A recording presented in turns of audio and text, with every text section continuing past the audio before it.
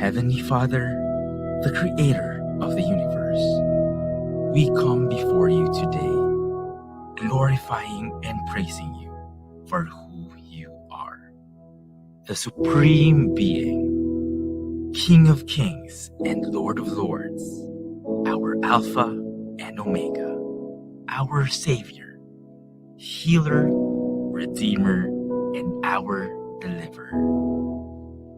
We confess that we are sinners and fall short of your glory. Forgive us. We repent for the sins we have committed to you, to our brethren, and to ourselves. For the things we have done, and for the things we have not done, but we should have. Thank you for being a faithful God, always true, constant, and present in our lives. Thank you for sending your only begotten Son, Jesus, to live the life we should have lived and die the death we should have died. Through his death and resurrection, we were gifted with forgiveness, salvation, redemption, and life eternal. Thank you for your provisions, for your protection, and for your divine leadings and appointments. In our limited capacity, we anchor our faith in you, believing that through Jesus Christ, who gives us the strength, we can do all things. We come together as stewards of your creations here on earth. We seek for your divine wisdom in managing, cultivating, and growing the resources you have given for our stewardship. May we perform the task you have given us, mankind, in your perfect purpose, will, and timing. May we glorify you, praise you, and put your name on high. In Jesus' name we pray. Amen. Tunog Pinoy, Tatak Pinoy, your all hits, all Pinoy digital radio station in South Manila. This is V81 Radio. Ito ang paborito ng bawat Pilipino. Basta all hits, all Pinoy, panalo. Merong kwentong iyakan at tawanan. Kahit nasaan ka man, ito'y mapapakinggan.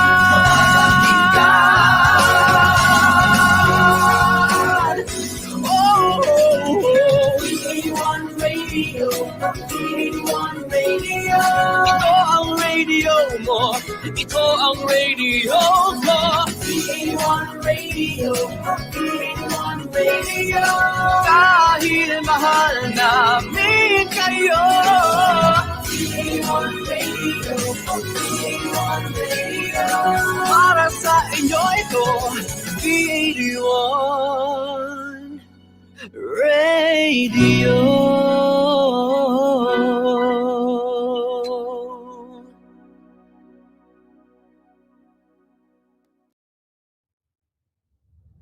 The program contains views that aims to diverse one world, 193 countries, and 17 sustainable development goals, working together for peace and prosperity for people and the planet now and into the future.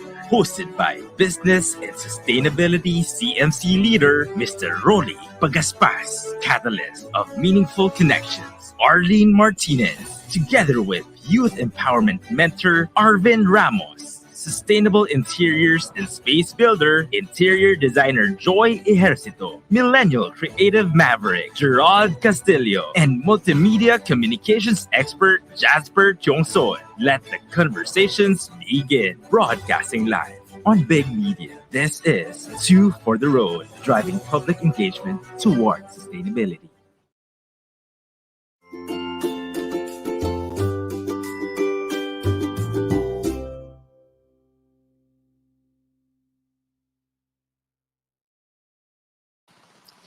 Magandang hapon, business and SME audience, and everyone listening and watching.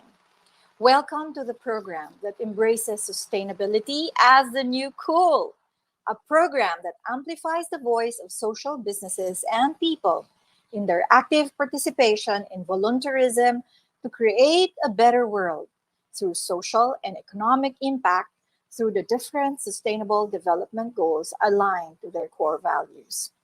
A program that brings people together on the same advocacies and the same causes across beliefs, across cultures, colors, races, and generations. In a world where 7 billion people live, we have to start not just living, but caring, not just earning, but giving. Above all, not just about me, but about we. Here, we will present to you the opportunities available we can all take part of to make the future world for us and our loved ones sustainable and livable, one step at a time. Activating all our hearts and to start caring and acting now, only here for Two for the Road, driving public engagements towards sustainability. Allow me to call our co-host to make our episode more engaging and lively. I would like now to call our founding anchor and producer, the Business and Sustainability CMC leader, business audience, ladies and gentlemen, please welcome Rolly Pagaspas. Can we have Rolly on screen? Hi. Good afternoon, So, Rolly. magandang hapon, Arlene, and I would like to say good afternoon to each and everyone watching us today. Masayang yes. pagbabalik ng Two for the Road Season 3. Correct. And we will talk about it later when everybody's with us, right? Yeah, yes. Yeah, now I would like to call another co-anchor we have since season 2. Our millennial creative maverick, of course, my baby business audience. Please welcome Gerald Castillo. And Gerald, let's put him on screen.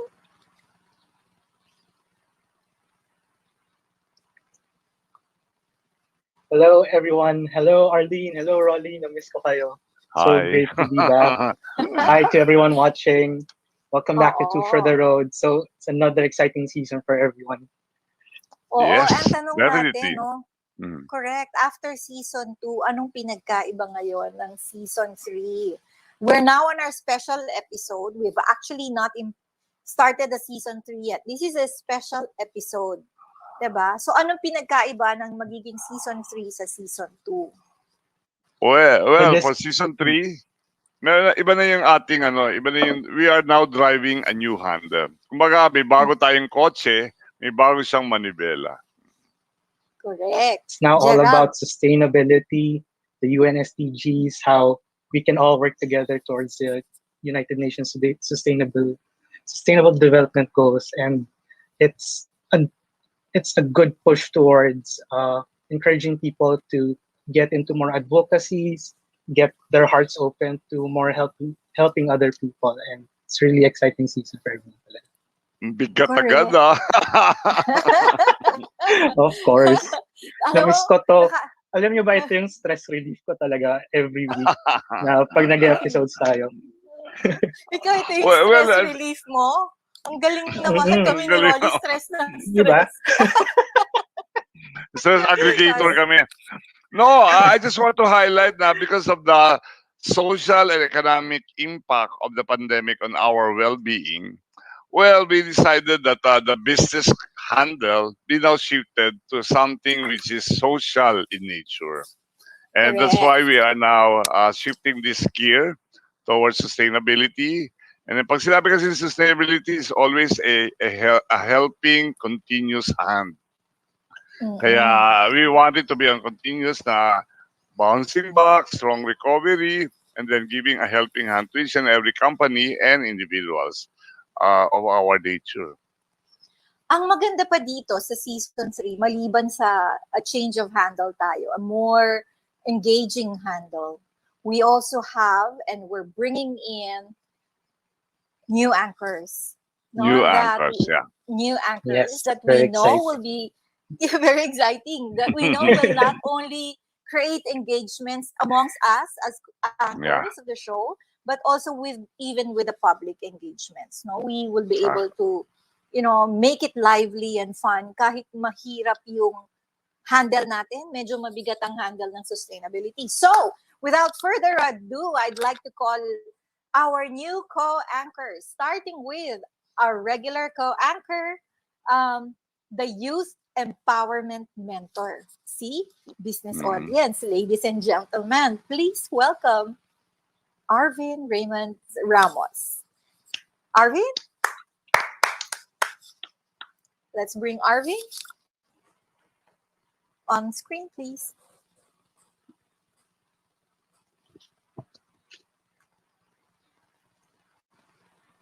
Habang wala pa si Arvin, tatawagan ko na rin sila.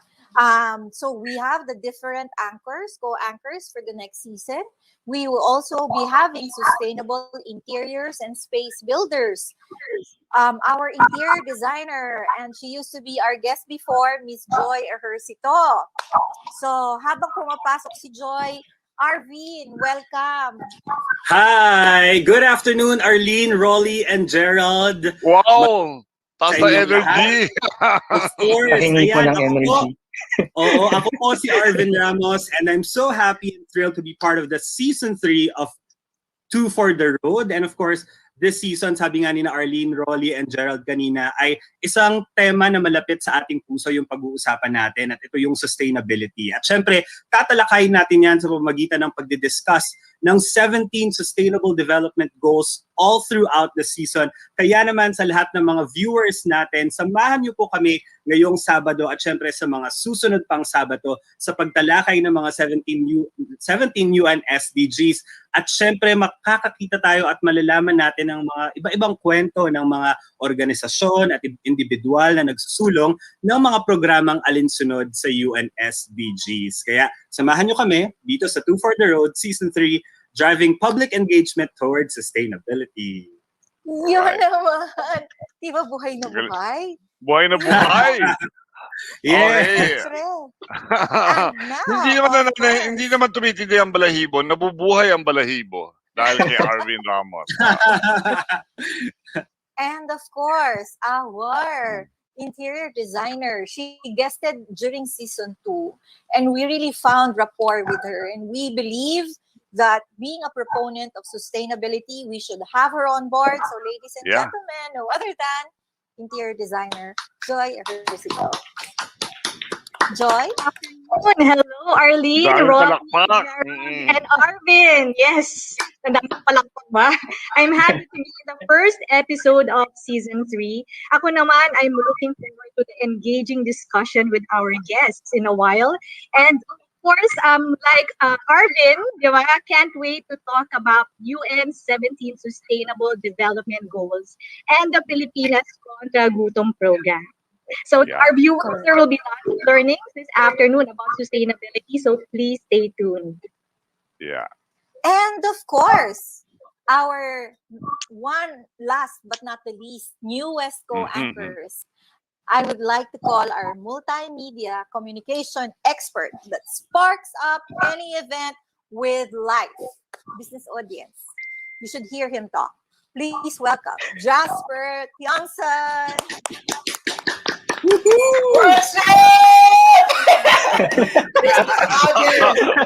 afternoon. Sabi na nilang lahat. Just so excited to, spread the good vibes and share the love with all of you guys. I'd love to be somehow lend my voice also into the issues na meron tayo, na tatalakayan natin. I'm just so excited also to learn. Kasi sobrang gusto ko talagang matutunan to, how we could actually pivot and also how we could, bring in our own efforts, diba? Kasi gusto ko na parang lahat tayo, yung mga nanonood especially, makaisip tayo ng paraan kung paano tayo makakatulong. Kasi sobrang taas kung sobrang puro ideas lang, diba? Gusto ko tayong lahat, we bring it to heart and we work our hands to do our own part in making a difference. Yun ang gusto kong mangyari sa ating lahat. Yan! Kasama mo kami dyan. Ngayon, business audience, diba, ladies and gentlemen, you know the reason why we have bring people together in this group. Why? Because we wanted not only the seniors, the seasoned will talk about sustainability, but also the millennials and the younger generations. Because this is not just our earth, this is also your world. So we want everybody as young as you are, 7 and above, we can engage you by sharing with you the sustainable development goals and finding ways where in our own little way, kahit sa backyard natin, we can do it, diba? Yeah. Sa, anong tawag mo doon? Ground roots, diba? Down to the grounds. Now, Yes. reaction natin. So, discussion Grassroots. natin, alam niyo, grassroots. Alam niyo Yeah. ba, the reason why I pushed for sustainability focus with Rolly is that when I was the Philippine Marketing Association president, and we were setting up the Global Compact Network Philippines, I was there. Of course, professional ka na, but every time these topics of sustainability would arise and we would discuss, ako, honest ako, dinugo ang utak ko, dinugo ang ilong ko. Talaga, We don't know talaga. buzzwords and then mahirap eh. Duguan ako. Papasok kang buhay na buhay, labas ka duguan. Kasi it's parang highfalutin in the corporate world. It's so highfalutin. So, parang ang tumanim sa puso ko, how can we cascade these highfalutin projects down to the generations, no? Even sa common tao, sa atin, common tao ko, sa mga anak ko, sa mga apo ko, diba? I want it to be able to cascaded down to them na maiintindihan nila at makukurot yung puso para to take part and to take action. Diba? Ano ba yung mga sustainable goals? Ako, ang naaalala ko, top of mind, no poverty, zero hunger, good health and well-being. Rolly, ikaw? Well, ako, ang naalala ko, education and then gender sensitivity and water and sanitation. Yan. Yan. Ikaw, Gerald? Akin, laging tumatatak sa akin is definitely economic growth. Siyempre, entrepreneur.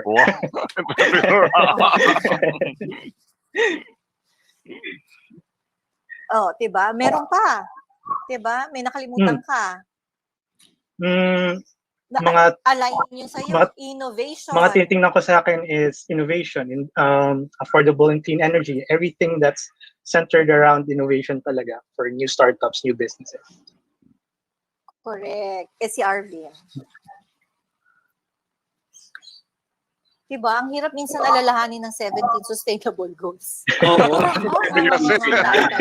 Labing ito kasi yun, di ba? Ako naman, Arlene, ang mga naaalala ko na sustainable development goals ay yung mga SDGs na ang focus ay to make sure that growth works for all and to make sure that growth is sustainable, which means that it would work not only for the current generation but also for the future generations. Kaya naman, yung tatlong yon, which is reducing inequalities, sustainable cities and communities, and responsible consumption and production, ay ilan sa mga sustainable development goals na tumatatak talaga sa akin bilang isang miyembro ng kabataan.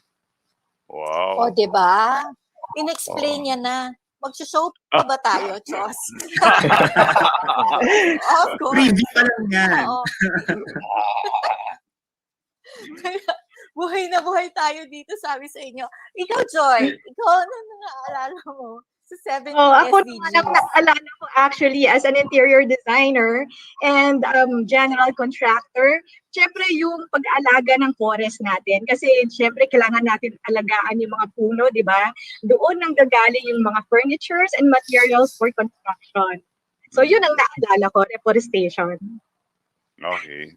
Oo, diba? Diba aligned lahat, parang aligned sa atin lahat. Ikaw, Jasper, anong naalala Ako siguro, kumpletuhin ko na kasi balita ko para may kulang pa, no, para maging 17. Sa akin yung peace and justice in strong institutions. I really believe in inclusivity, syempre, and accountability from all institutions. And finally, I think ito na kinokompleto ko na yung ating 17 SDG would be our partnership to achieve goals. Syempre, it's about strengthening the means of our implementation by strong collaborations. Kaya, ito, excited ako sa episodes natin kasi talagang major collab to with a lot of institutions, di ba? At saka ang dami natin ngayon, hindi lang 2 for the road lang tayo ngayon, 6 for the road! 6 for the road! Yes! Oh, winner! Yeah. Winner tayo talaga. At makikita natin, with all those 17 SDGs, Sustainable Development Goals, that is aligned with the UN, United Nations, no? We really need to take action. Not tomorrow, but now. So, when we come back, we will have our first feature for our show, and we would be talking about what is important, not getting hungry, zero hunger. When we return, right after this, messages for our partners.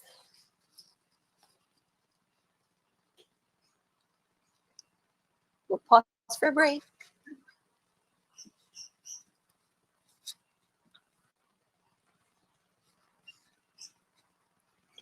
Ayaw pa tayo mag-pause ng break. So, hindi pa tayo nagpo-pause ng break. Yeah. Talaga yung mga salitang break. Ito na.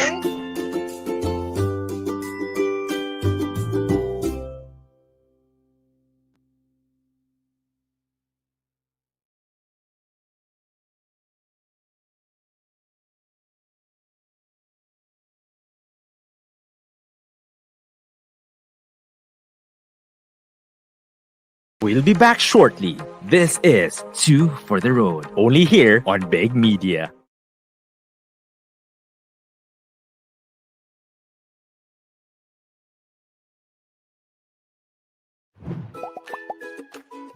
Are you an online business owner?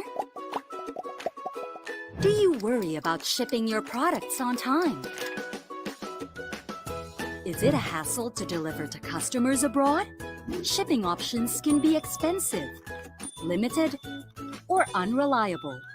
That's why you need a new way to transport your goods overseas.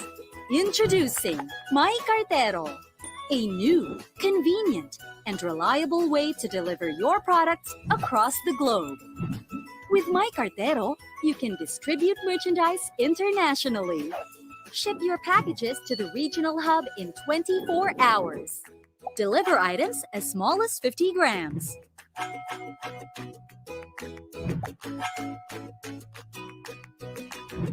Ship based on your needs.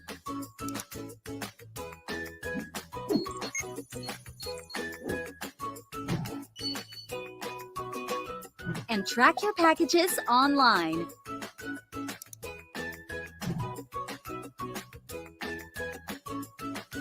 You can even learn about sending to other countries via free consultations.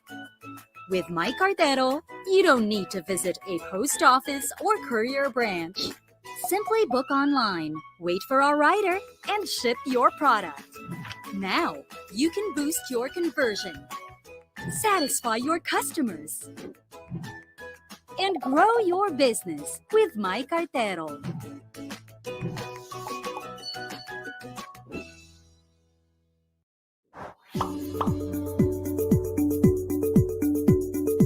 Technology allows us to explore a variety of opportunities. So why not grab one for you? Kickstart your online business with Big Benta. Create an account, visit our store builder, then make your online shop. Be visible, gain customers, and run your business hassle-free. Plus, enjoy the support of our local merchandising team to maximize our platform. Make technology work for you with Big Benta, Pinoy e-commerce site made for you. After this pandemic, let's support the Filipino community. Buy local, visit local, go local.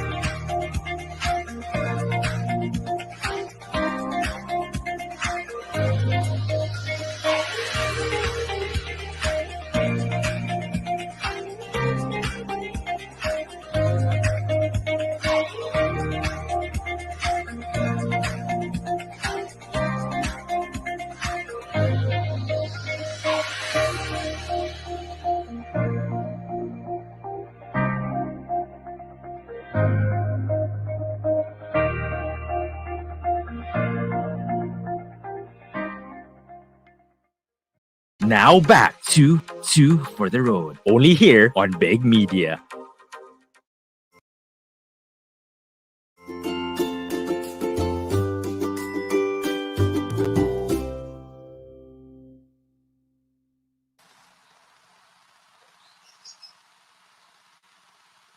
And we're back. And for this particular segment, I would like first to call our co-anchors who would be reacting, will be reactors for this segment. So I'd like to call our producer and founding anchor, Rolly Pagaspas, and of course, our newest co-anchor, Arvin. Can we have them on screen with us? Now, before we proceed introducing our guests, no? So Rolly and Arvin would be reactors. So what they would do as reactors, of course, I will do the interview and they would react later on. So eventually they would get out of the screen later on. You would just see our guests. So I would like to show a video first before I introduce our first guest, important guest. All right. Camille, please, video.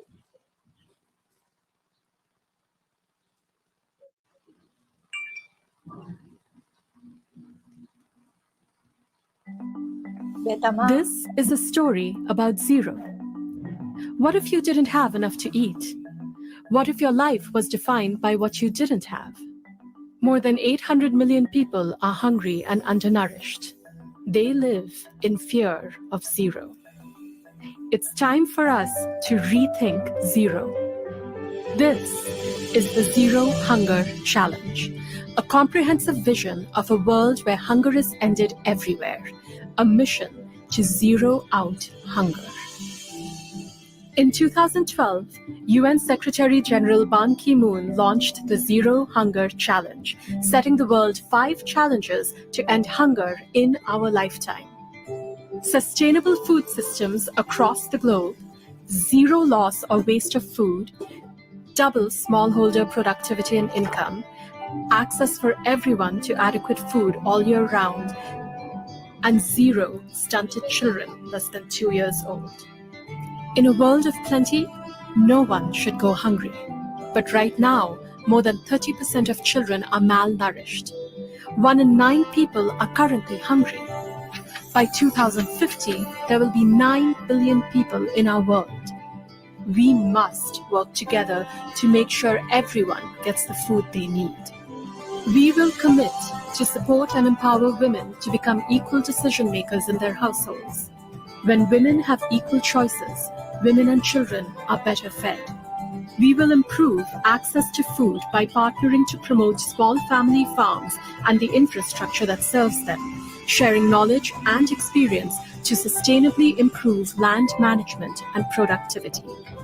We will work together to minimize food losses during production, storage, and transport, and encourage consumers to reduce waste and make wise choices about what to eat.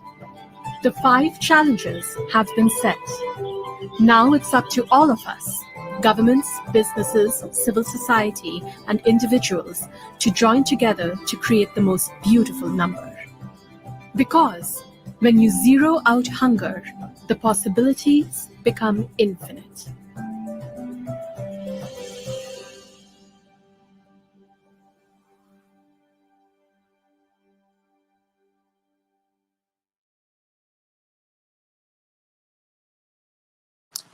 Our guest for today previously was the chair of the powerful House Committee on Appropriations, which approves the national budget for the annual expenses of the government. He served as a 3-term congressman of the 1st District of Davao City. He is a lawyer by profession, and he previously worked for the Nograles law firm in Davao. Now he serves as a cabinet secretary appointed by President Rodrigo Duterte in November 2018 to head the Office of the Cabinet Secretariat. Secretary Nograles serves as a close advisor to the President and ensures close coordination among the different agencies of the government, such as DILG, DPWH, DSWD, DOH, and among others. Ladies and gentlemen, we are so honored and privileged to have with us for our special episode none other than Cabinet Secretary Karlo Nograles. Cabsec, we'll have him on frame, please.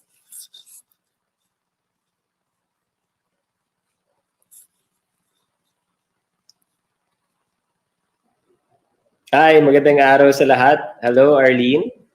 At magandang araw rin sa lahat ng mga nanonood at nakikinig ngayon. And to the reactors who will be reacting later, to Rolly and Arvin, and all the other co-hosts in the call. Hello. And thanks for having me in Two for the Road. Oo, Cabsec, kasi nakita ko, unang-una, maraming salamat for taking time out of your busy schedule. We know you're so busy and that you took time really to be with us and be able to share with the general public, our viewers, all of these efforts that we are doing, no? The government is doing, which you are heading. Now, alam mo, natutuwa ako, sabi ko nga sa inyo kanina, follower niyo ako sa TikTok. At napanood ko rin sa inyo yung ano yun, sa bawal ang judgmental. O, diba? Nakakatuwa kasi, you know, you're doing a lot of things really reaching out to Filipino people and our families, no? Para lang po maintindihan, ano pa ba itong pinagkakaabalahan nating Pilipinas kontra gutom. Now, bago tayo mag-question and answer, allow me to just read, and before we go to the question and answer, kanina, napakita natin sa audience natin that there is this United Nations Secretary General Ban Ki-moon in 2012 launched the Zero Hunger Challenge to end hunger in our lifetime. The vision is to have a world free of hunger and malnutrition. So, ano ibig sabihin nun? All food systems are sustainable, women and family members farmers are empowered, and where we all enjoy our right to adequate food. Now, there was 5 challenges to end the involuntary hunger, and in 2018, the Interagency Task Force on Zero Hunger in the Philippines was tasked to formulate the country's national food policy to ensure the attainment of zero hunger and poverty eradication consistent with the Philippine Development Plan. Our goal? Zero hunger by 2030. No? It's a big goal. In 2020, following the National Food Policy launch, Task Force Zero Hunger sets up a movement to eradicate hunger in the country, now called Pilipinas Contra Gutom, or the PKG. Now, Cabsec, before we dive into the PKG, allow me to ask this, no? Kasi definitely we know that the things that you would be doing and the things that the PKG would be doing would be life-changing, and it will definitely affect our country. Now, kasi nung panahon, ewan ko kung magkaedad tayo, Cabsec, no? Pero nung kabataan natin, ang alam natin, every time there's zero hunger or, you know, when hunger is pinag-uusapan, parang isang ministry lang yung involved, no? Ano ba yung ministry? Department po ang pagkakakilala doon ngayon, di ba? Lumalabas ng edad ko. So, isang ministry lang yan. Pero ngayon, hindi pala gano'n, no? Hindi lang isa ang nai-involve. So, for us, we really believe that how you frame a problem will give you another solution or a better solution. So, ang tanong ko, Cabsec, can you share with us how you and your team in IATF on Zero Hunger framed the hunger problem in the Philippines? And what did you find out? And what is really the heart of hunger in the Philippines? Well, first of all, Arlene, thank you for following me on TikTok. And thanks for watching me sa Itbulaga, Bawal Judgmental. Both on both platforms, actually, ginagawa ko yun just to accelerate the awareness of the problem of hunger and what we're doing. No, it's not because we're doing it kasi, well, obviously it's also enjoyable. But like I told you kanina, it's actually stress relief for me to do the TikTok. But it's also a platform for us to be able to engage and build awareness on the problem, number one, and number two, that we're looking for solutions to solve the problem. At tama yung sinabi mo, no? There is no single entity, department, or ministry that focuses on the problem of hunger. I think that's a main concern that I felt ever since I stepped into the halls of Congress. So in all my 3 terms in Congress, I've constantly been filing a bill called the Zero Hunger Bill. No, so 3 terms na ako. We always get it passed in the House of Representatives, but for some reason, some strange reason, it doesn't get passed in the Senate. So what happened was when I was appointed as cabinet secretary before the end of my last term in Congress, yung ginawa ko, yung House bill na fina-file ko every Congress, kinonvert ko to an executive order. And then I pitched it to the president. And the president immediately said yes, and he signed that draft executive order. And that is why we have now the Interagency Task Force on Zero Hunger. This is exactly how we envision how to solve the problem of hunger. There has to be a group, a task force, an entity that really focuses on the problem of hunger and really commits itself to Sustainable Development Goal number 2, which is zero hunger by 2030.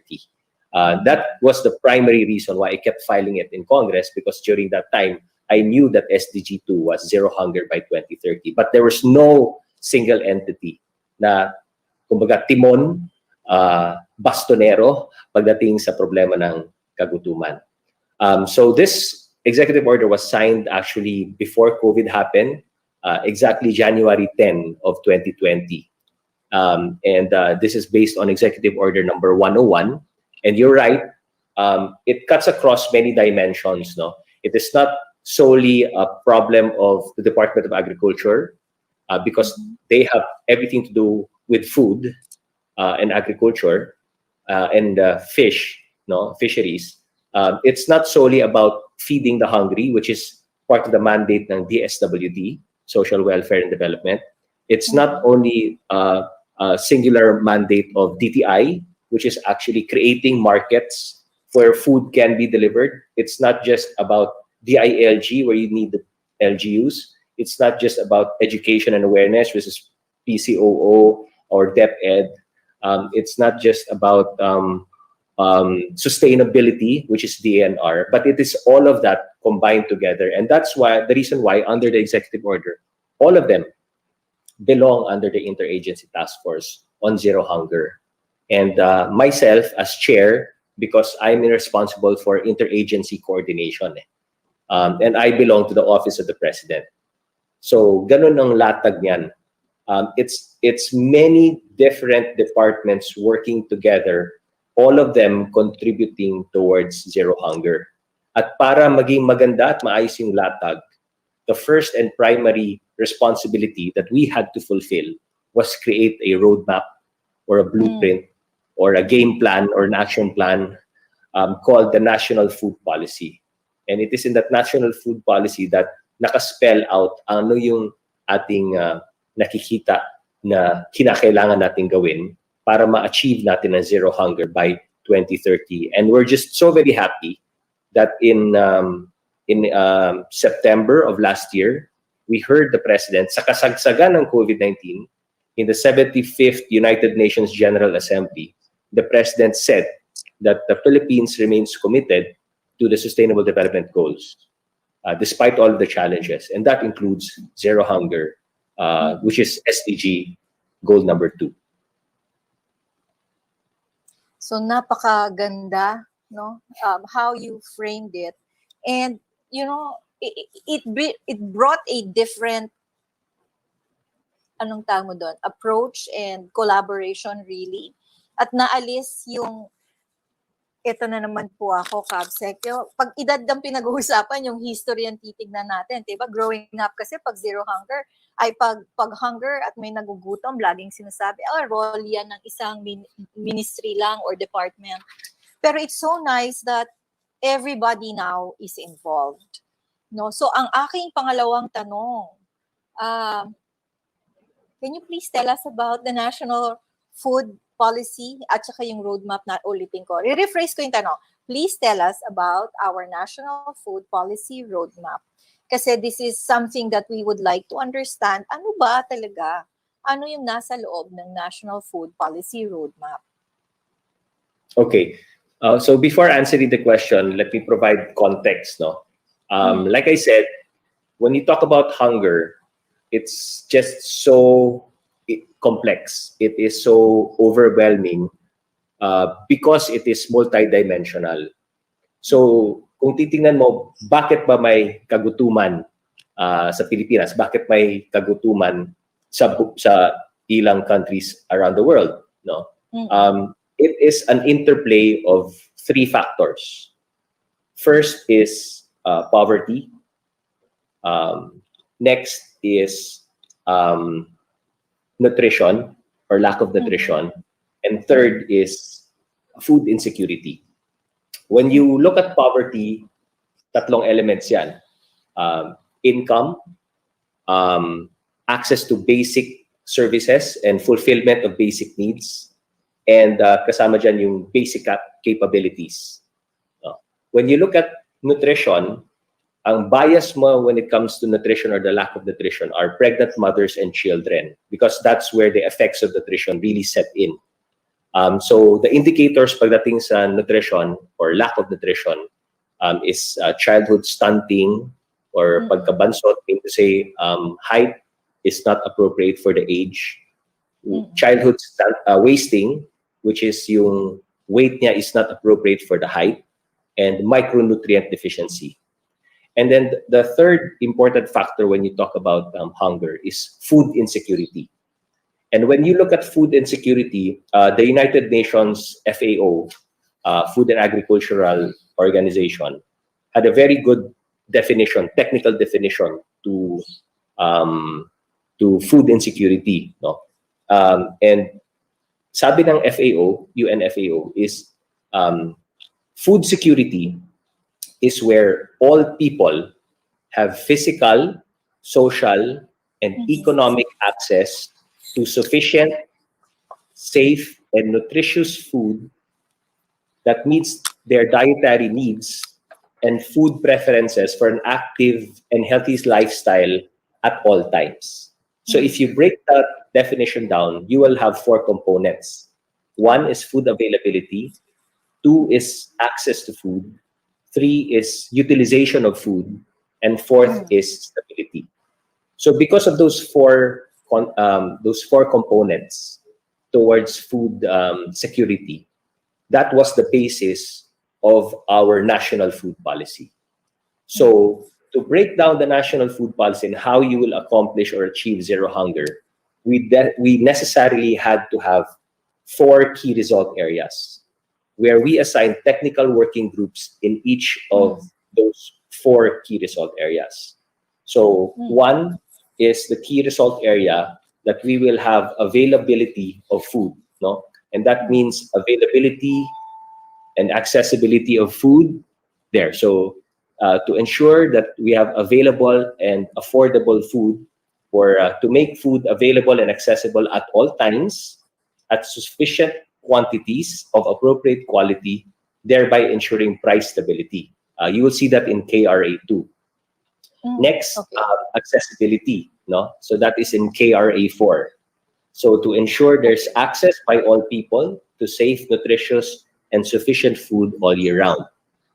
Then the third one is utilization of food, which is actually KRA 3, which is to ensure the utilization of nutritious food to meet the dietary requirements and end all forms of malnutrition. Then you have the fifth KRA is stability. No, the fourth component is stability. That's why you have KRA 5, which ensures that they're sustainable. Our food systems are sustainable, resilient, and stable, especially during times of emergencies. So those are your four pillars. But if you take a look, if you notice, we added two more pillars. That is KRA 1, because what we wanted to add was there has to be a sound policy environment for us to be able to accomplish all of these. And the last KRA 6, is about people participation because it is an awareness, pagtanggap ng gobyerno at ng aming task force that if we want to get to zero hunger, we will need the cooperation of non-government actors, non-government partners. It cannot be just government alone. If you want to get to if you want to reach the goal, fast, efficient, and ensure that we reach the goal, it has to have a component of shared responsibility. Na hindi lamang ang gobyerno ang may mandate or hindi lamang ito responsibility at obligasyon ng gobyerno, kundi ng bawat Pilipino.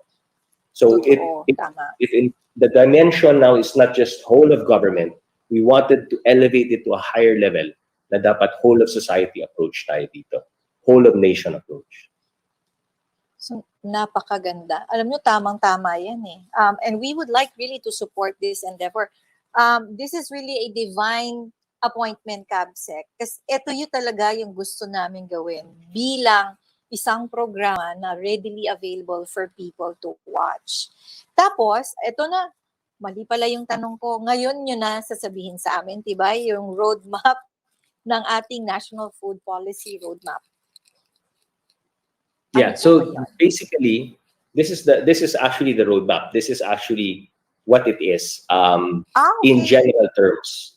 But what we did, if you want the exact roadmap, we have actually published a book called the National Food Policy. So it is in this book that you will see those 6 key result areas, and behind all of the 6 key result areas are the different components on how we will accomplish that. And basically, on a page, you will find here per KRA, the goal, the ultimate objective. You will see the strategy. You will see the targets. You will see the indicators that will help us guide us if we are actually reaching our goals. And you will see the different projects, activities, and programs under that KRA. You will also see who the major actors are, or government institutions or entities that are responsible for these different programs, activities, and projects. And you will also see the policy formulation underlying this entire key result area, and also a key message.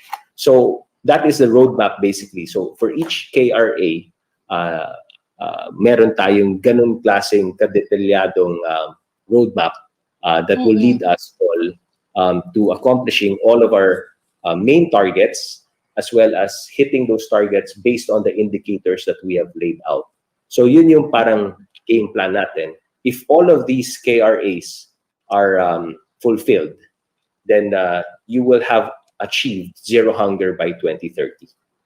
Oo, Kabsec, would that book be available for everybody if they want to read it?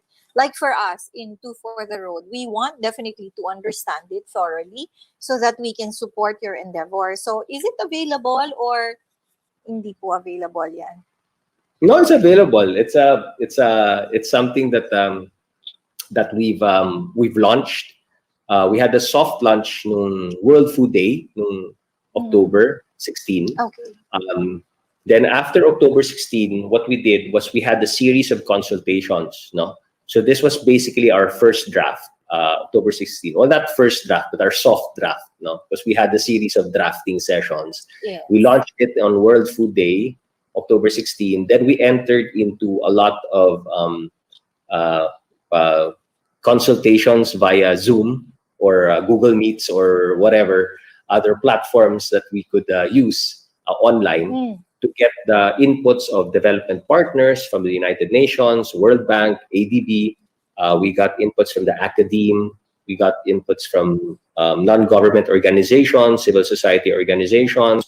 We got inputs from different other partners, the private sector, business sector, to then we finalized all of these. We placed in all of the inputs to help us finalize the document. And then on January 11 of 2021, this year, in celebration of our first year anniversary, we relaunched the final version thus far. And the reason why I say thus far is because we also understand that it cannot be a static document. It has to be able to adapt and develop over time to adapt to the changing needs of the country, of the world, ganyan. And of course, there's always room for improvement. Ang bottom line dito, Arlene, is that we understand that the term of the president is only up to 2022. So, but for all intents and purposes, that's also my term, diba? Kasi I'm only an appointee of the president. So I end my term the same way the president ends his term. But the reason that document is so important is because we want to hand this off to the next administration. Because there will be 2 more administrations before 2030. The one coming on 2022 and the one coming in 2028. So because we have this blueprint, because you have this roadmap, then it's something that the next administration hopefully will use and improve on or develop even further. And then gonna do the next administration after them, so that we really accomplish and hit our targets na zero hunger by 2030. Oh, that's good to know, Cabsec. May question pa ako isa. You know, PKG is something dear to my heart kasi a lot of my friends are involved. So, paano ba to? How did it came to be? And sino-sino yung mga kasama nyo dito? Well, remember the last pillar, KRA6, called for people participation. So after we launched, did the soft launch, October 16, there was a call to action. And the call to action during that launch was, we need more partners. We need more partners from non-government, from the private sector, academe, civil society to come in and help us here. So after we launched this on World Food Day, lahat ng pillars namin tinapatan ng private sector because they've already been doing many of the programs that we are proposing to do in their own little way, through through CSR, corporate social responsibility programs or sustainability programs, or all of these other projects that the private sector and civil society are doing.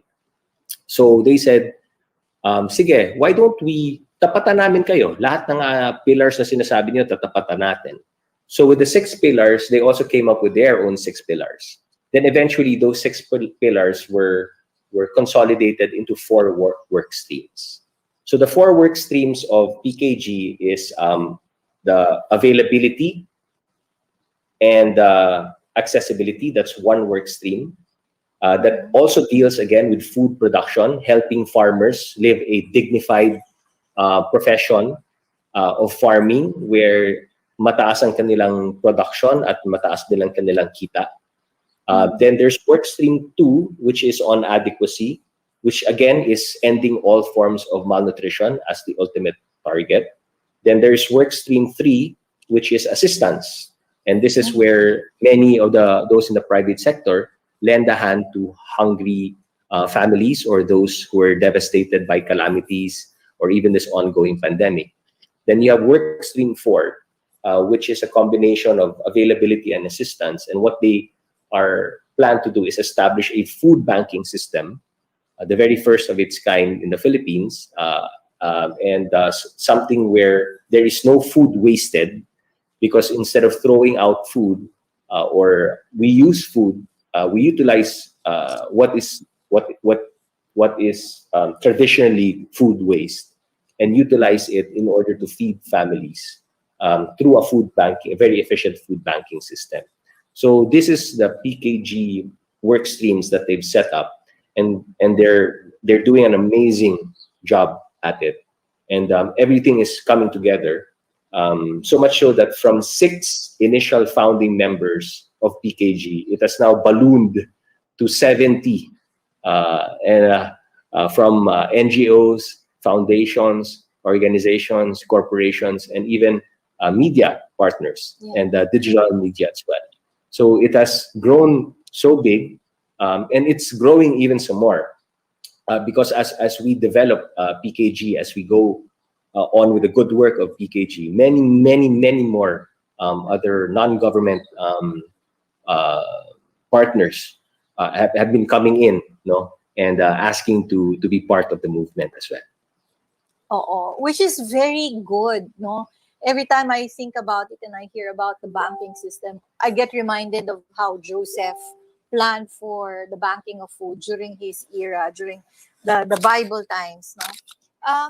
Napakaganda talaga ng proyekto ninyo, CABSEC. And, this is, we are one with you, one in heart, in ensuring that this is cascaded.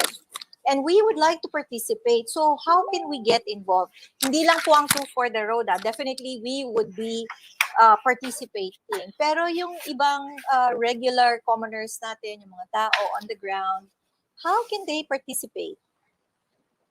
Well, if you want to be part of PKG, all you have to do is send us an email. So our email address is ocs.ccss@gmail.com.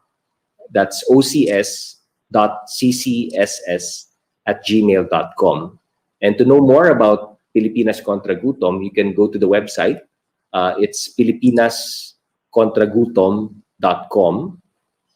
And for those who want to donate, there's a portal where you can donate to the NGOs that are partners with Pilipinas Contra Gutom directly.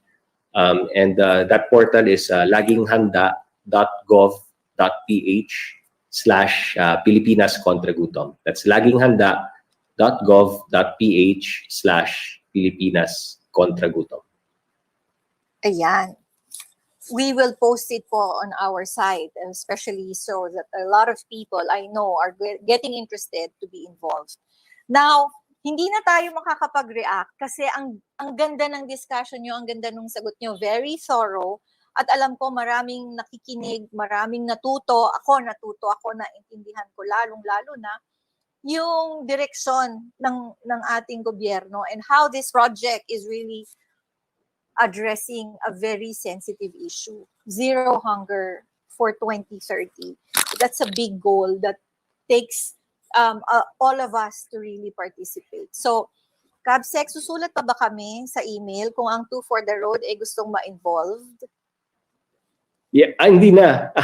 Just say yes. Na kami, Sali na Just kami. say yes. So I'd like to call in back on the frame, Rolly and Arvin. Hi. Hello! Hello. Ayan, Rolly, ikaw muna ba magre-react? Okay, unang-una gusto ko muna i-congratulate si CABSEC because I think the response was very timely. Yung ginawa nilang programa so that they can have a landscape na makakagawa talaga at makaka-reach out sa mga nangangailangan ng zero. Because they have already studied the landscape and they have embraced all the possible factors that will be detrimental in not realizing zero hunger. All right. So ngayon, pero ang ganito naiisip ko kasi as a commoner, ako talaga CABSEC, no? Kahit sabihin mo may masteral, pag sinabing hunger, nasa utak ko lang food. At pag sinabing food, ang iniisip ko agriculture lang. Okay. Now, I'd like to zero in on that because I think it can be rationalized that the Philippines is still known as an agricultural country. And dito, pag sinabi agricultural country, dalawang bagay maiisip natin. They are on the countryside and then wala sila dito sa urban area. And naisip ko din na pagdating sa mga ganito, kailangan may investment. Kung ano yung investment na kailangan. Kasi we can create programs pero pag hindi natin babaguhin ang landscape, means to say on the different pillars. Of course, the zero hunger thing has several pillars. Pero yung industriya ng agriculture, meron siyang sariling pillar eh. And then, kailangan may investment doon. Ang tanong ko is, what are the different investments of the government to the agricultural industry na mga sasabi natin direct na makaka-apekto to realize the zero? Sorry, Actually, Rolly, marami ng mga programas na kalatag ang gobyerno dyan, no? When it comes to rice sufficiency, we've got budget already for rice. We have may budget rin tayo for corn, and may budget rin tayo for high value crops, right? So sa high value crops, nakapasok na lahat dyan, gulay and all of the other crops. So those are the three main investments of government as far as countryside farming is concerned. But I think when you talk about food insecurity, I think one of the things na kailangan gawin immediately ng government, and this is something that we're really pushing sa Task Force Zero Hunger, and even in PKG, is to empower hungry Filipinos to be able to grow their own food. And that entails really community gardening and even urban gardening sa urban areas. Tama yung sinabi mo, ang blessed ang Philippines because you can actually, Philippines is self-sustaining when it comes to food. We're not like other countries that are import dependent. Wala pa tayo dyan. We can grow our own food. Kanya lamang, it takes that certain initiative or push even in the local level, even among municipalities. So right now, two things. We are working with the World Bank to come up with a financing scheme that targets the 235 target municipalities where hunger is most prevalent, where stunting and wasted children are most prevalent. And what we want to do is we want to nudge and prompt the local government units there, or the municipalities, those 235 municipalities, to develop nutrition-specific and nutrition-sensitive programs on their own, with the guarantee that we will get funding from World Bank to finance those nutrition-specific and nutrition-sensitive programs, so that they can grow their own food, they can eat their own food, and become a sustainable and resilient food system na hindi lamang nagpapakain ng nutritious food sa mga nagugutom, but also as a means of livelihood. So that's the system altogether. Then over and above that, we're also working with NGOs, civil society, private sector that also have their own version of that program. And we're going to use those versions of the program to target also the most vulnerable municipalities that are not included in the 235 municipalities that we've identified so far. Okay, well, after hearing it, kailangan sumali talaga tayo, Arlene, no, so that we can really help them out. May isa lang akong tanong pa, Kabsec, no? So the things that you mentioned are the content program. Thing to say about the food talaga, no? Okay, what about the sa infrastructure naman? For example, in the agriculture, do you have programs about the institutional arrangement between the farmer and the landowner, and maybe mga post facilities, machinery, so that walang mga magkakaroon ng wastage, so that kahit yung waste pwede magamit pa rin pagkain, I think it can be recycled in that sense. At mga ganong infrastructure. What can you say about this?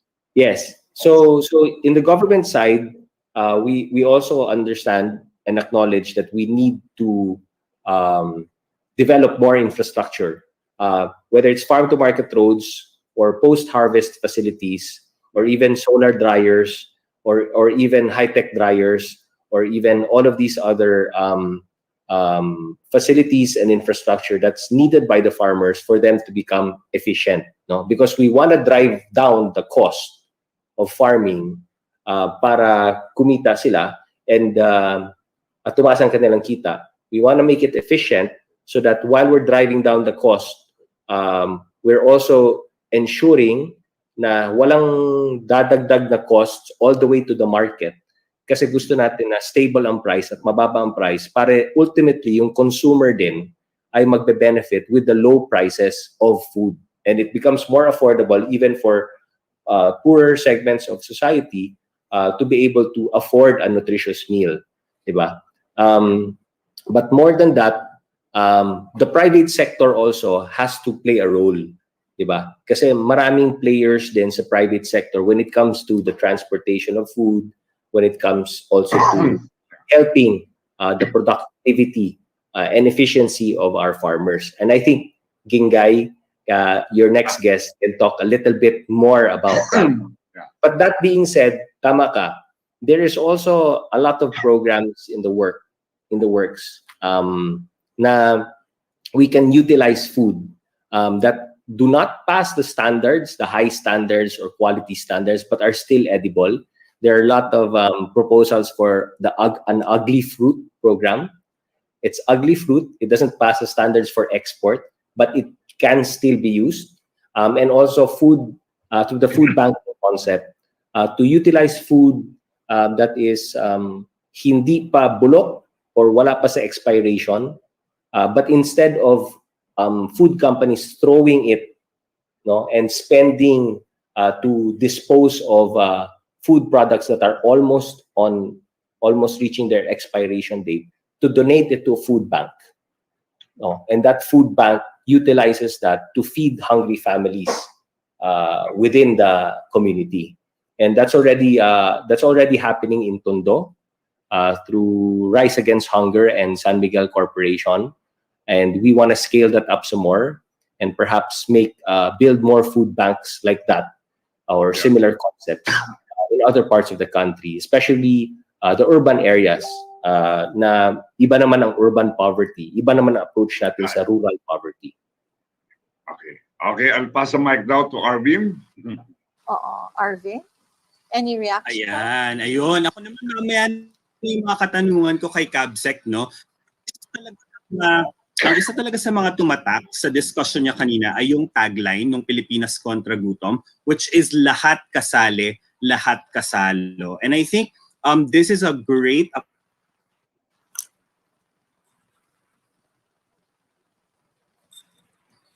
na wala yata si Arvin.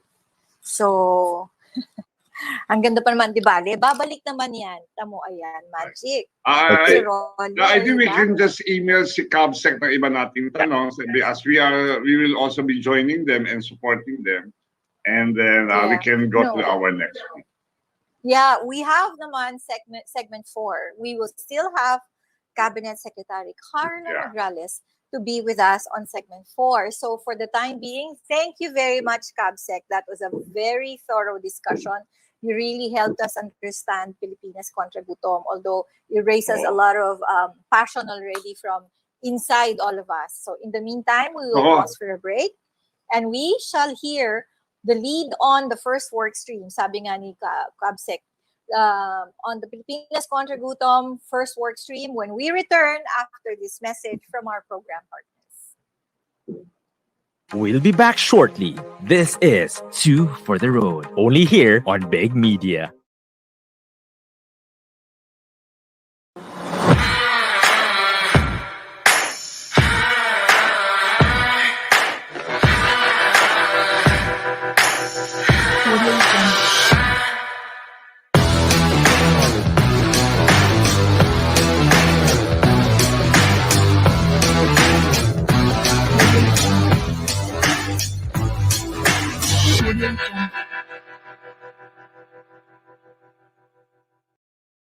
Hello, my name is Jasper Tongson. I'm a professional events, TV, and online host and singer. And what I love most about my job is that I get to bring life to brands and their campaigns. And of course, I get to make the most important moments of people more memorable with my brand of hosting. Let's gas up your party. Let's go.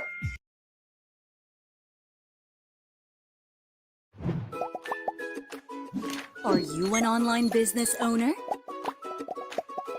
Do you worry about shipping your products on time?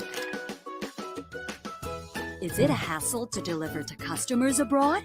Shipping options can be expensive, limited, or unreliable.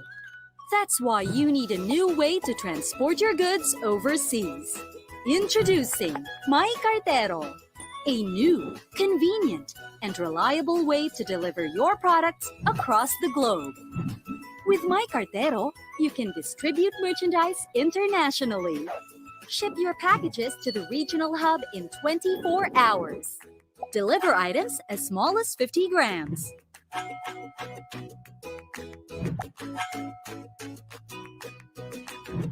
Ship based on your needs.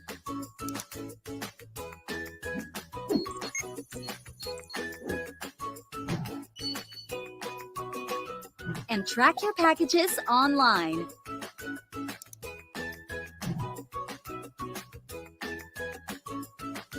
You can even learn about sending to other countries via free consultations. With My Cartero, you don't need to visit a post office or courier branch. Simply book online, wait for our rider, and ship your product. Now, you can boost your conversion, satisfy your customers, and grow your business with My Cartero.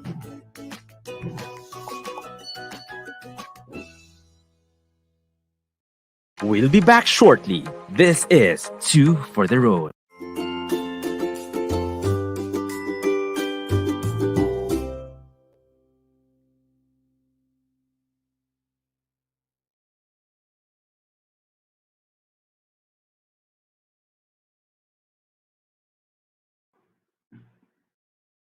Hello, yeah. Adine. Alright, there you go. Wala pa akong mic. Daldal ako ng daldal. And this is something has to do with being live, no? So we are back and we shall now hear the first work stream of Pilipinas Contra Gutom.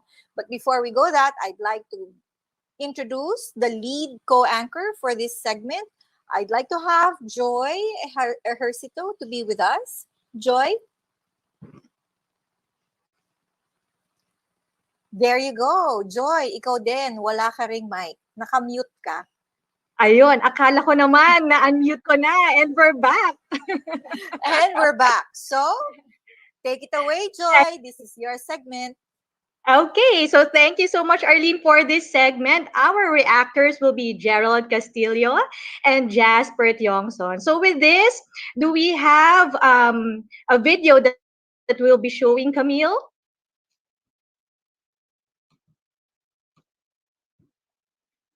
Oh.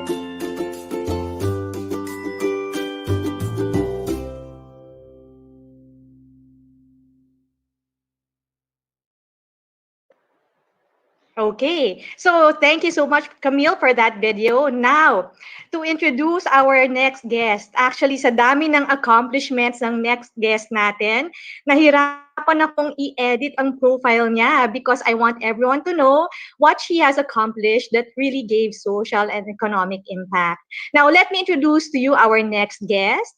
Ginggay Hontiveros-Malvar is a multidiscipline, results-oriented, and multi-awarded leader with extensive experience in the corporate and development sectors and has been instrumental in building sustainable agricultural development and peace programs in conflict areas of the Philippines. In the corporate world, Ginggay is currently Vice President for Reputation Management and Sustainability at Aboitiz Equity Ventures Inc., a holding company of the Aboitiz Group that has extensive businesses and leadership positions in the power, banking, food, land, and leadership and infrastructure sectors in the Philippines and across Southeast Asia, and has disclosed its commitments to the UN Sustainable Development Goals. Ito yung pinag-uusapan natin kanina as part of the group's contributions to the global sustainability goals. So, Ginggay has recently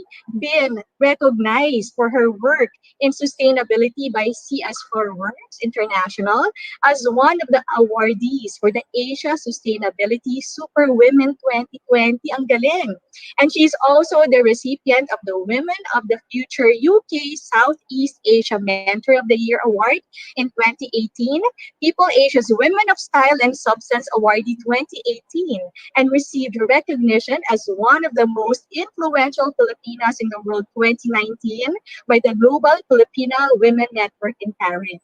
She's also the Philippine nominee for the UN Peace Awards 2019, where she was shortlisted for her contributions to empowering communities in conflict areas. So, ladies and gentlemen, please welcome Ginggay Hontiveros-Malvar. Hi, Hello. Ginggay! Hi, Joy. Good afternoon. Very happy to be here. Maraming salamat sa pag-imbita sa akin to represent our work stream 1 under Pilipinas Kontra Gutom. Kami po yung private sector response dun sa campaign which is being led by Cabsec Karlo on Zero Hunger for the Philippines. I'm very happy to be here. Thank you. Welcome to the first episode of Two for the Road Season 3. And thank you for joining us to enlighten us about zero hunger. And katulad ng sabi ko kanina, Ginggay, I have read your profile and you have accomplished so much in making a social and economic impact to our country. Nahirapan ako actually i-edit yung profile mo kasi gusto kong ipagyabang sa mga viewers yung mga accomplishments mo. And saludo talaga ako sa iyo. You inspire me and those around you. So, Ginggay, we have some few questions here and we'd be happy for you to answer them. Are you ready? Sure, go ahead. Okay, so Ginggay, your exposure in both private and public service have allowed you to see the current plight of our country in terms of agriculture. So my question is, as this is one of the key result areas of Pilipinas Kontra Gutom, what is your insight on our flight to zero hunger? Sige, siguro the best way I can answer that, Joy, is not just to provide, I think, the insights, which actually have been culled and gained from the experiences of all the different companies that are involved in Workstream 1, based on our on-ground and direct interventional programs when we work with smallholder farmers in agriculture. And these insights have actually led also to some of the guiding principles, right, which are really important as we go about our tasks as Workstream 1. So siguro unang-una, which I wanted to mention is kami in Workstream 1, so we represent the pillar which Cabsec Karlo had earlier referred to. We are the pillar for accessibility and affordability. We are more than 20 companies involved in this collaborative effort as part of the overall goal to meet zero hunger for the Philippines. So as companies, NGOs, advocacy groups, we recognize na malaki yung responsibilities namin, not just to our respective stakeholder communities, pero to the country and the world at large, And then we also recognize na because nga malalaki yung mga negosyo namin, the scale, the magnitude of our business operations, as well as the financial resources that we have at our disposal, we realize that we really have the power and ability to drive, positive change to really help communities, And I think it's also a value or a guiding principle for most of us in the private sector that really no companies should succeed, where communities fail. And if we're going to talk about hunger in the Philippines, there really has to be enough investment, enough programs, enough resources and support put into the sector who really needs the most help here. And this would really be our smallholder farmers and yung ating mga food producers, So the first biggest insight and which really led to a guiding principle for all of us in Workstream 1 was, when we talk about zero hunger or talk about empowering our smallholder farmers, it's really all about a shared responsibility. So I mentioned that we're more than 20 companies nga, dito sa organization namin under Workstream 1. So you have companies like the Aboitiz Group, Ilmico, Aboitiz Foundation, we have Nestle, Vitarich, Jollibee, Unilever, Go Negosyo, PBSP, Global Compact Network Philippines is also part of this. So napakadaming kumpanya na tumutulong-tulong. So it's really, we believe in sharing the responsibility with each other. We believe also in a multi-sectoral approach where strong partnerships with the government is very key so that we can really enable yung mga iba-ibang programa na ginagawa namin. Everybody here has a role to play, tayong lahat. So whether you're in government, whether you're in the private sector, whether you're an advocacy group, and then also the general public at large. No? So shared responsibility talaga yung contributions toward that big goal, the global sustainability goal that we always refer to as SDG 2 or zero hunger. No? So and in doing our work as work stream 1, we also realized that we were not only addressing pala yung SDG 2, pero merong ibang mga kadikit din na sustainable development goals which by the programs we're doing with our beneficiaries across the Philippines, natatamaan din namin yung ibang goals, no? Like goal number 1, which is on poverty, goal number 8, very important, which is providing decent work and economic growth, goal 10 about reducing inequalities, and then of course goal 16, no, advocating really for peace, justice, and strong institutions that protect this. And then very, very important, and I think this was mentioned by I think one of your co-anchors earlier about goal 17, no, which is really partnership for the goals. Kasi nga, no single entity, organization can really achieve this on their own. So we really have to come and work together, kumbaga. No? So it's really a multi-sectoral approach. It's really a collaborative approach, and I think this this approach or strategy also works. Why? Because we can we can avoid redundancies, okay, in terms of efforts. We can avoid also wastage of resources, right? And we can really leverage, kumbaga, on the collective impact that we can all do together. The second insight that was common among all the Workstream 1 companies and which we also wanted to inculcate dun sa aming strategic work plan for Pilipinas kontra gutom was really about the principles of sustainability. Kasi we are talking about the long haul in terms of our ability, or our farmers' ability to produce nutritious, healthy, affordable, accessible food. So sustainability is very much a part of this. So dun sa lahat ng efforts na ginagawa namin in the private sector in partnership with government to engage and empower smallholder farmers and food producers towards greater productivity or improvement in income, very important, we also need to account for and manage yung mga impacts natin on the environment as well as on the social and economic dimensions. Kasi nga, it is all about the long term as we strive and work towards that big goal in 2030, which is the zero hunger. So, napaka-importante talaga yung aspect, guiding principles on sustainability. I believe this is also one of the key highlights in the vision of Secretary Dar of the Department of Agriculture, who is our partner, of course, here as well in PKG, na nakatali siya talaga, that their vision for Philippine agriculture also includes sustainability and minimizing any damaging impacts to the environment as we slowly build yung mga sustainable food systems natin.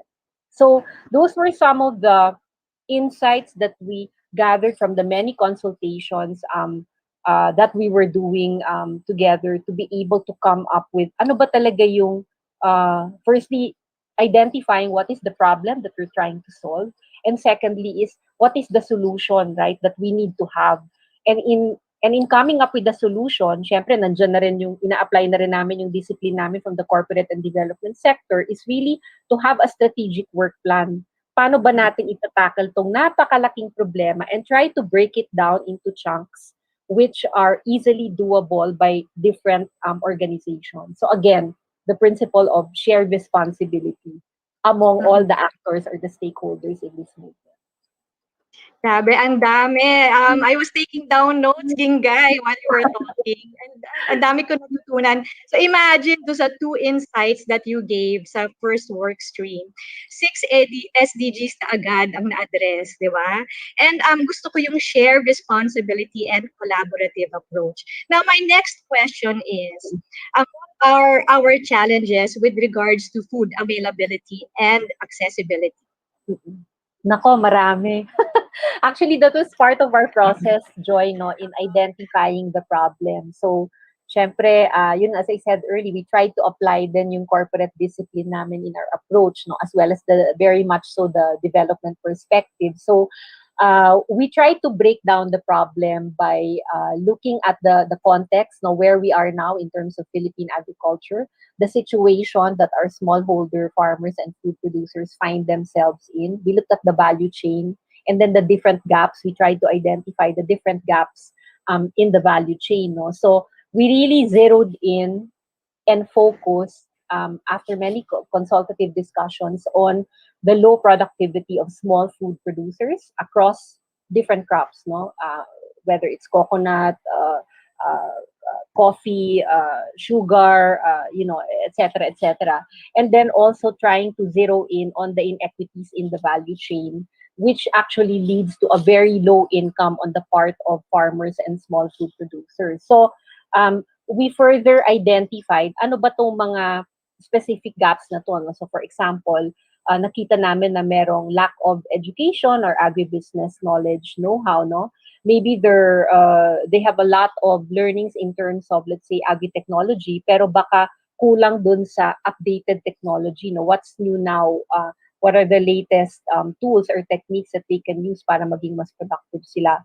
Then we also saw na may kakulangan pa rin sa support services in terms of extension services, lalo na at the local levels, as well as inadequate pa rin yung access to credit and insurance. So we are working with both government and private sector partners to help address this.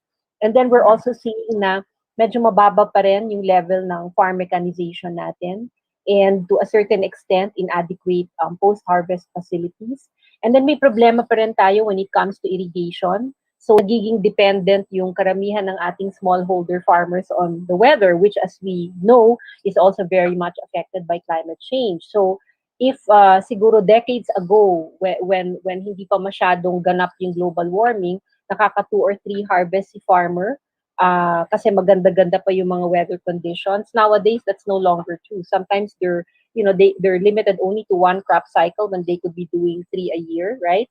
Because nga, it's either drought or binabagyo sila, and then there's no proper irrigation which would have allowed them sana to continue their farming cycles throughout the year. Then, because of some of the identified gaps in the value chain, no, there is a role then that middlemen, traders, or consolidators play within the value chain kasi hindi pa siya maisagot, no? So and that causes some kind of dependence as well by smallholder farmers na nagkakaroon sila ng overdependence on the middlemen for things like, kailangan ko ng pambili ng aking mga inputs, no, for my next cropping cycle, so utang muna sila. Okay, and then pag na-wipe out na siya ng bagyo, okay, so nabaon na siya ng utang, then ano na yan, nagiging nakatali na siya in short, no, to the middleman or the trader or the consolidator. So things like that. And that's a very simplistic way of putting it, no, but it's actually more complex than what I stated, no. Another kakulangan na nakita namin is kulang pa rin ang access to market. So we're trying to expand this really. That's why in one of our work streams, sub-streams on access to market, we do have digital platform companies like Lazada, Shopee, who are part of these sub-streams so that we can help farmers expand their access to market as well. Tapos, meron din tayong problema in terms of land consolidation where most of the smallholder farmers, maliliit lang talaga yung mga lupa, no? And if you talk about institutional buyers naman for certain commodities or crops, they like naman by the volume, no? So kailangan talaga na address talaga yung need to be able to cluster on and consolidate farmers. And this is one of our partnership points with the DA where yung mga inclusive business programs na ginagawa na namin sa Workstream 1, isasama na ng DA dun sa clustering program din nila para din ma-address yung support na kailangan dito. And of course, climate change is also very much a part of the challenges, Joy, no? And I don't think I need to expound on this because there are many experts that have spoken about this. So napakadami, no? And when we put it all together, kumbaga parang ang laki ng problema, no? Tapos, when we did a mathematical computation based on the studies we saw by NEDA, ADB, World Bank, nakita namin na yung in terms of daily income ng isang tao na nasa agricultural sector as a worker, it's about 246 pesos a day. So, it's way below the minimum standard, right, for sustainable living, and sustainable needs. So talagang kailangan i-address not only the productivity side of farmers, but also yung how do we help them increase their income, no? So malaki yung problema, but we are also saying in work stream 1, yung nakita din namin and na-realize namin is, though mukhang insurmountable siya, actually, kayang gawa ng solution, perhaps maybe more long-term in nature, but if we work together and we are partnered relevantly with government, kaya natin gawan siya ng solution. Ayun. So actually, Ginggay, that's the next question actually, yung mga problems that you will be addressing. And parang 10 yata ang nalista ko na problems that you are addressing, no? So the next question will be, ano ang pwedeng gawin to increase farmer income by as much as 20% within 2021 and double the farmers' productivity by 2025? Okay, so we set out a big goal for work stream 1, no, which is the things nga that you mentioned. Tapos nilagyan lang namin siya ng numero para meron kaming fighting target, no, for the end of 2021, 2022, and then 2025, then leading all the way to 2030. So tapos gumawa kami ng strategies and then also programs and activities which we can realistically do as work stream 1 company. So number 1, we all have our inclusive business agri-value chain programs, which are already impacting about 35,000 farmers nationwide. No? So each company has their own program. So our plan really is, rather than recreate an entirely new set of programs, we really want to focus on what we have now and then expand or amplify or scale up those programs. So in the short term, that's one of our strategies, to expand our current inclusive business programs. Secondly is, there is a logistical solution which has been worked on by the members of the Supply Chain Management Association of the Philippines, led by Pierre Huray, and together with the USAID, which is called Deliver E. So it's a logistical solution for farmers to address the problems on how they get their produce from farm to table. That's another short-term program that we are undertaking. And then I mentioned, of course, expansion of the inclusive business programs we have now. Thirdly is really to focus on the mentorship of small food producers and farmer groups in priority areas. And hopefully we can expand the mentorship to cover more farmers in other priority areas as well.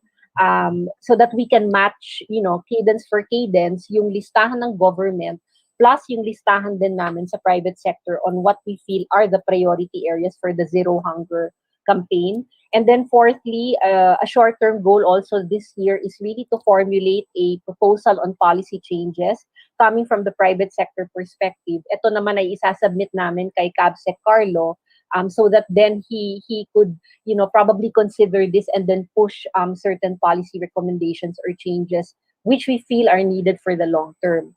On the long term naman, syempre gumawa din kami ng strategies and some activities and programs, no, which will take a longer time, no, to probably produce results, no, or to measure impact.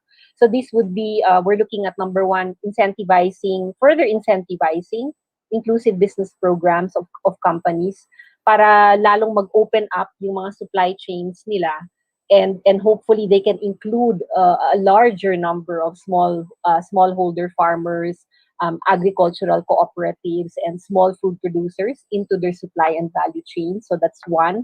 Ano ba yung mga financial incentives na pwede nating ibigay pa sa mga kumpanya just to encourage them a bit more.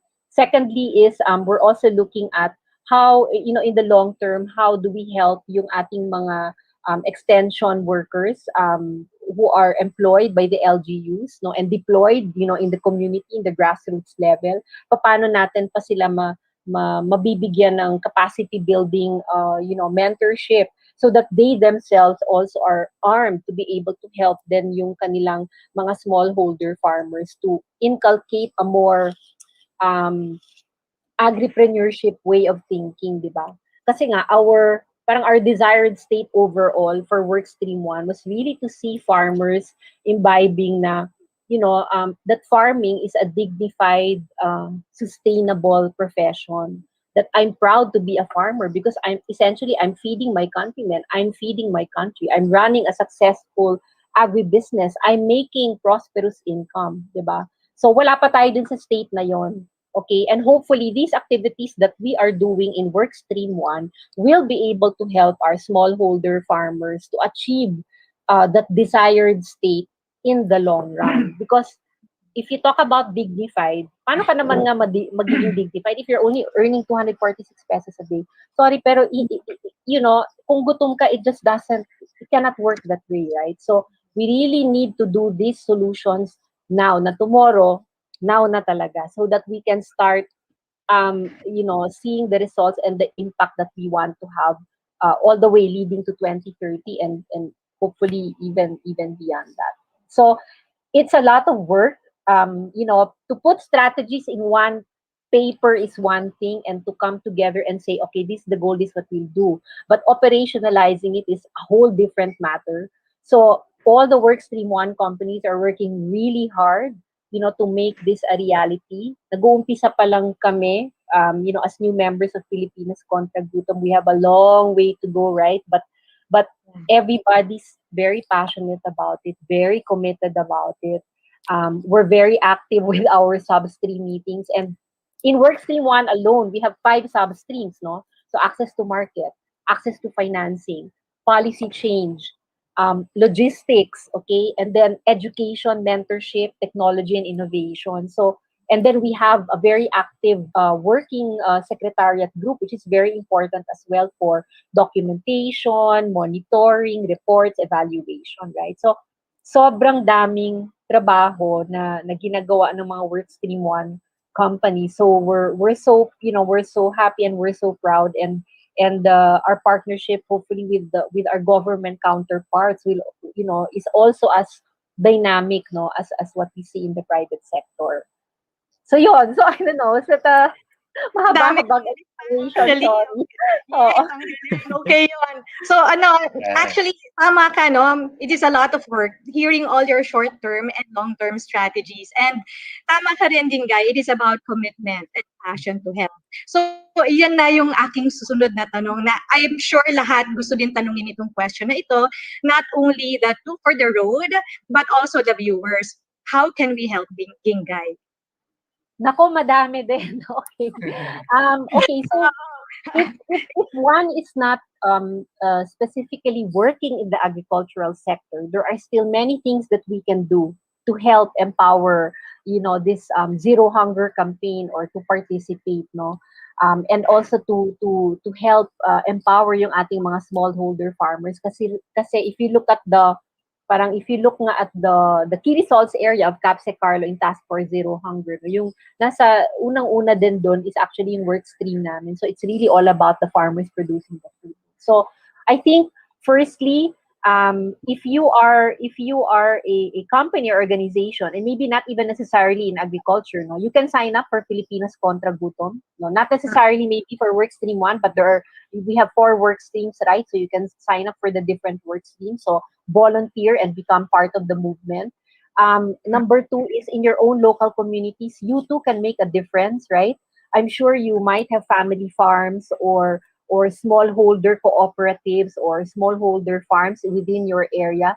Please do support them as much as possible. Buy the local produce, love local, and buy local. And then talk about it. Kasi minsan, napansin din namin na kulang din yung communication, no, about, these little stories of success, these little stories of people supporting or empowering yung mga stakeholders natin sa agriculture. People talking about community farms in their area, no? So sana ito din yung maging topics natin sa ating mga Instagram, yung mga TikTok, yung mga Facebook, at saka yung mga Twitter natin, na ma-share din natin tong mga stories na to, because these are very important to let people know what's happening, right? To engage, and then syempre to inspire as well, no? And also I think very important yung respect and love for our farmers, right? They deserve that because they are feeding us, okay? And also because they are at the kumbaga sila yung nandun sa bottom ng economic pyramid when actually the most economic gains, they should be enjoying it. Kasi sila talaga yung food producers natin. So let's show them the love and respect that they deserve, right? So moving forward, as part of PKG, we also want to do a very active communication campaign about, agriculture as a dignified profession, no? And then siguro, let's also encourage our young people. For the young guys out there, like eto, kaharap natin si Jasper, right? If you're thinking about, ano ba yung, syempre tayo din, Doc Joy, no? If you're thinking about what business do I want to get in, please consider agriculture, okay? And you have a huge support group to help you. Napakalawak ng mentor network, no, ng Philippine agriculture. So marami kang matatap na members in private sector, individuals in private sector, agripreneurs who are very much willing to lend their time, their expertise and their wisdom so that you can start your own agri-negosyo. And then I do know that Pilipinas Contra Gutom will launch the consumer campaign in April. So again, there will be many avenues there by which the general public can volunteer, can sign up, can donate, can help, can support. So there will be many ways by which all of us can be involved in the Zero Hunger campaign. Thank you so much, Ginggay. Ang dami. Actually, ang dami kong nalista. And thank you so much for staying with us. Now we have here Gerald and Jasper to react. Gerald and Jasper, what do you think? Actually ako, Miss Joy, sobrang Gina G ako. And with Miss Ginggay. Kasi parang ako, pwede na ako mag-volunteer. Kailangan nyo bang gumawa ng content, for example? I mean, interviewing all these farmers, going to farm schools, because recently I also hosted a digital concert fundraiser for mga farm schools in Batangas naman with Mr. Ryan Giabyab. So I'm into just spreading the good vibes and sharing the love, and I'm so excited to be a part of the program. So yun nga, sabi nga Ms. Ginggay, hanap lang ako kung saan ba ako pwedeng pumuesto para makatulong, and you have a smorgasbord of options for me to do that. And sana yung mga nanonood sa atin ngayon are also getting some ideas of how they could help. And I think one blessing that we got from the pandemic, if we considered it, that is that yung parang medyo na-open up tayo into other options. Like, ang dami ngayon na gusto maging plantito, plantita. Other people from Manila who went to the outskirts, diba, to live there and actually live and, plant and, earn from, not just earn from it, yung iba parang just to, parang try it out, diba? And they're seeing, how we could love nature better and how we could actually turn them into our own businesses. And sabi mo nga, it's so nice to have some support system also around, just like your organization and of course the government now with this kind of with this kind of effort of PKG, diba? So just siguro, my question is not, since parang feeling ko medyo nasagot na siya comprehensively, but siguro I'll give you the floor now to give us one project that you did siguro about, because you talk about empowering or changing the state of mind of our farmers, diba? Na this is something that I should be proud of. Is there a project that you could think of, zero in at this moment, that you could brag about at this moment para naman malaman ng mga tao na nga, nagawa pala nila yun, and probably craft more ideas from there? Yes, thanks Jasper, and syempre also for volunteering na sasama ka na rin sa PKG to help us, no, especially on the communication aspect. So maraming salamat.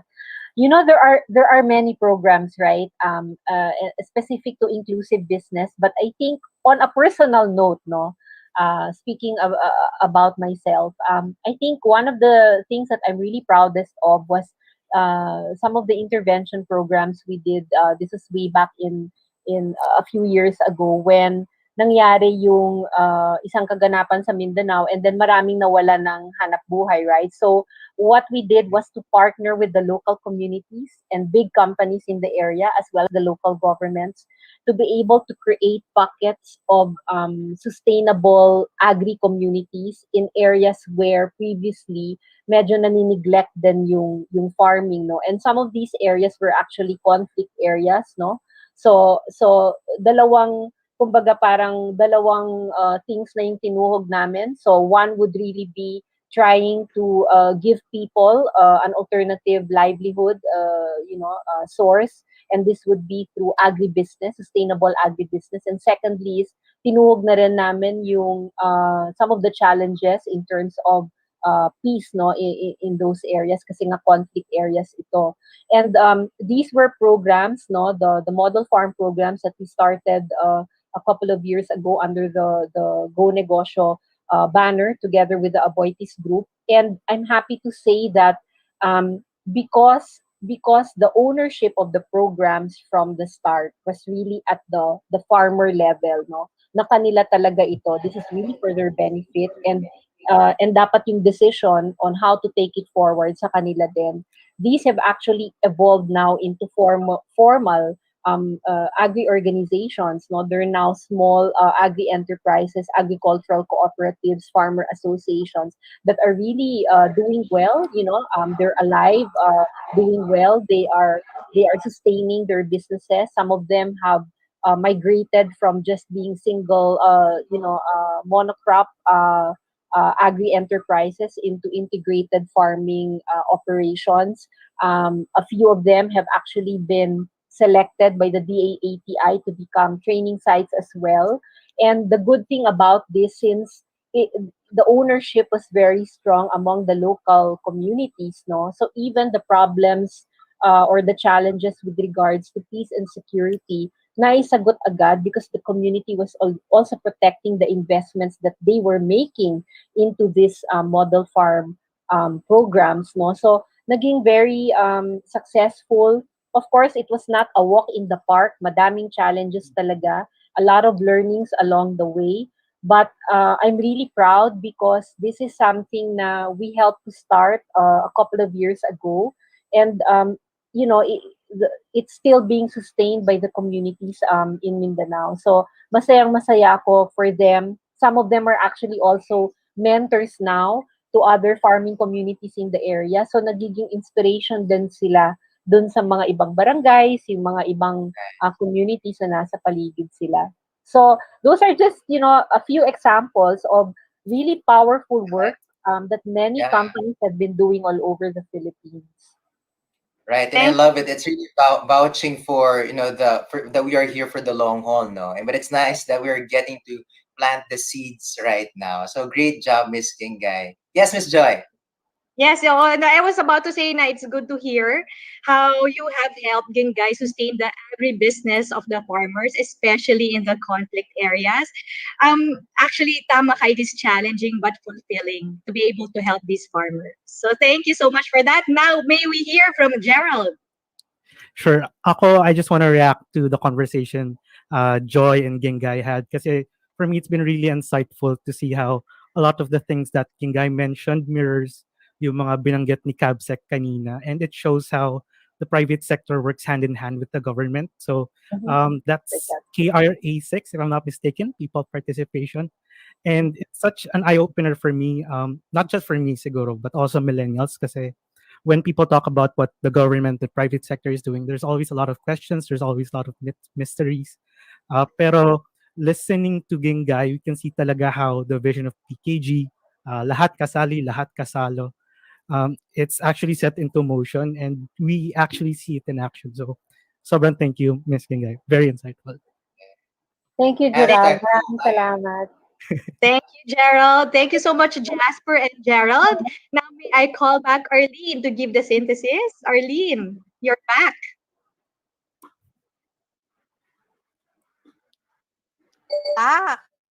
Yes, go ahead, Arlene. I'm back. And, may dumaan sa likod ko. Nakita ko yun. Hindi namin nakita. I'm so thankful that, we have... I'm so thankful that we have Ginggay with us on our special episode. Especially so that if there is one lady that I really look up to in any industry, in the Philippines to that, it's actually Ginggay.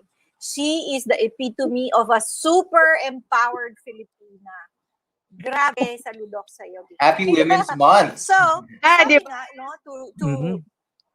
Yes, happy Women's Ladies Month. Oo. Sabi nga natin kanina, and we have heard, no, everybody has a role to play. And we should have, we should take part in the shared responsibility of ensuring this project pushes through and comes to life, and that we reach our goal. So, with that, thank you very much, Ginggay, again. I know we will be having you more often in this show because with your Global Compact Network responsibility as a director, thank you for being with us. Now, we shall have a quick break after this, and we will have CabSec Karlo again. More on this turn after this major station break. Thanks, We'll Ginggay. be back shortly. This is Two for the Road, only here on Big Media.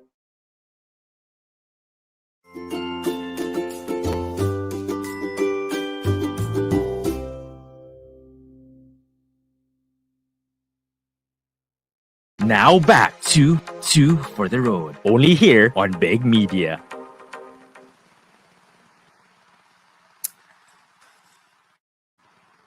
And we're back, actually.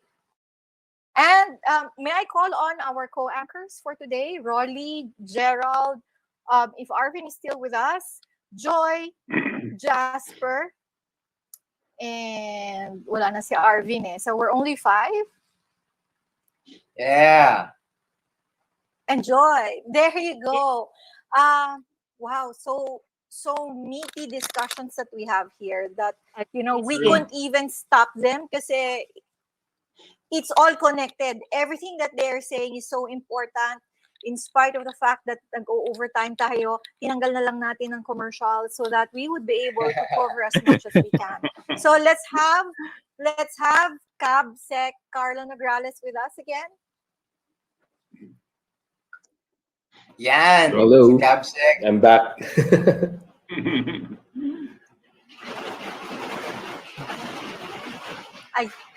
Yan. So kanina, hindi tayo masyadong nakapag-react CabSec. So if there are any questions that would like to raise up, and Gerald would be asking the question on behalf of Arvin. Sure, I can start. You mentioned kanina, CabSec, na a lot, you don't want the food policy, for example, to be a static document. Like it's always adapting, it's always pivoting. My question is centered around what happened in the past year, the pandemic. And as we know, it significantly increased the number of families experiencing hunger in the Philippines. And I just wanted to know parang what's happening again, like paano na recalibrate yung programs ng PKG in response to this increase and the circumstances around it. Actually, with regard to PKG, not much recalibration because PKG was launched at the time that COVID was happening.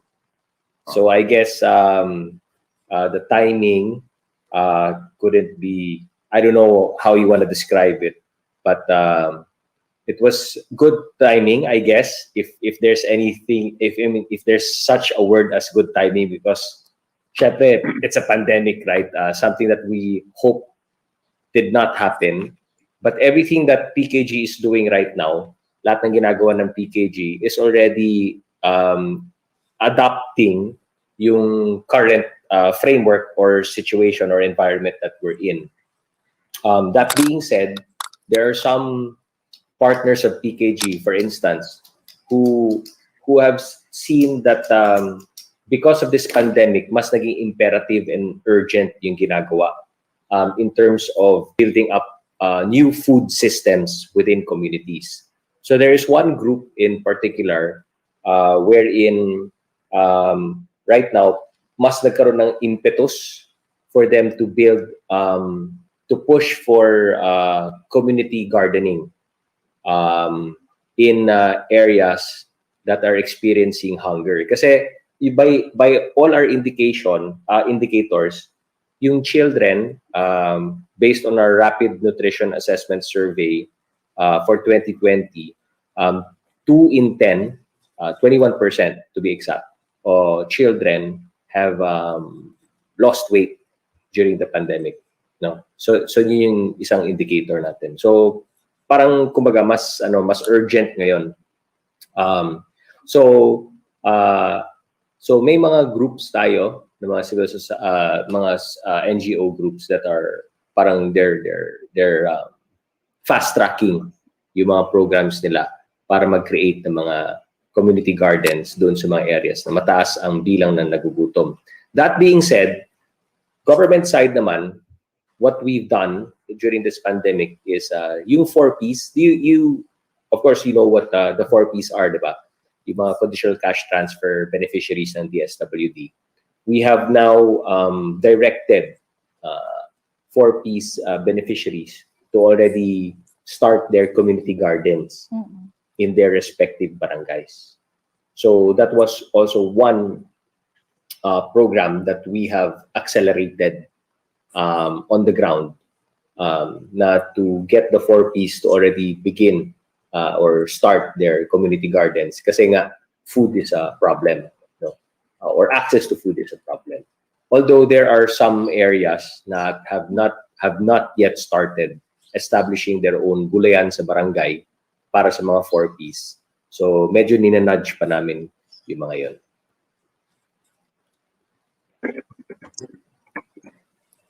Wow. Yeah. I have a question. Kabsek, my question. So we're wrapping up. Joy daw. I have one question na lang. To wrap up. Okay, sorry. So I have one question na lang.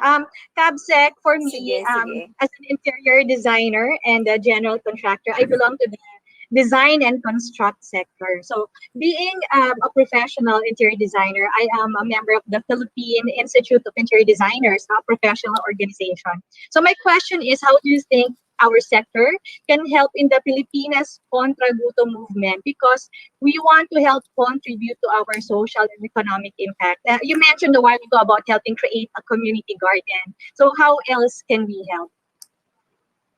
Urban gardening. So sa nakita namin, remember urban gardening. Kasi sa nakita natin, or what people sometimes refer to as edible gardens. So remember yung 4Ps na sinasabi ko. So sa 4Ps, the way it works in terms of nudging them or prompting or pushing them to establish community gardens is you have to get the support of the local government unit. So walang problema sa rural areas. Most of the rural areas, meron silang municipal agriculturist or provincial agriculturist that they can tap, that they can ask help from in order for these 4Ps beneficiaries to establish community gardens in their barangays. Kasi may lupa available. So mag-identify lang yung mayor or mag-identify lang si Gov or mag-identify lang si barangay kapitan ng area kung saan pwede sila magtanim, makapagtanim ng gulay. So meron na silang gulayan sa barangay. Rural yun. Paano urban? At nakita namin sa bilang ng mga 4Ps beneficiaries na hindi pa nakapag-umpisa ng kanilang community gardens, most of them are in the urban areas, lalo-lalo na Metro Manila. Kasi wala silang pagtataniman, wala silang lugar. But remember, ang dami ng technology, ang dami ng technical know-how when it comes to urban gardening, even hydroponics, even edible gardens. Kanya lamang walang know-how walang technical know-how. In fact, ang in-envision ko nga is yung mga landscape artists, mga landscape, nasa landscaping and nasa industry ninyo should be able to help in that regard, na turuan ang mga urban dwellers to grow their own food as well, no? Or even to make cool or uso yung edible gardens. One sample of an edible garden is the DOST Food and Nutrition Research Institute natin. So DOST FNRI building, their main building, they've converted into an edible garden. So it's a beautiful garden, but anything there and everything there can be eaten, right? So in your sector, malaki ang mako-contribute nyo dun sa pag-develop ng ganung klaseng advocacy towards edible garden, urban gardening, growing your own food for urban dwellers. Thank you so much, Capsec. Makakarating yan sa sector namin. Thank you. Okay. Panalo. Okay, so Tapos I think Capsec pwede nyo, no? Ayan. Thank you so much, Cabsec. And I think,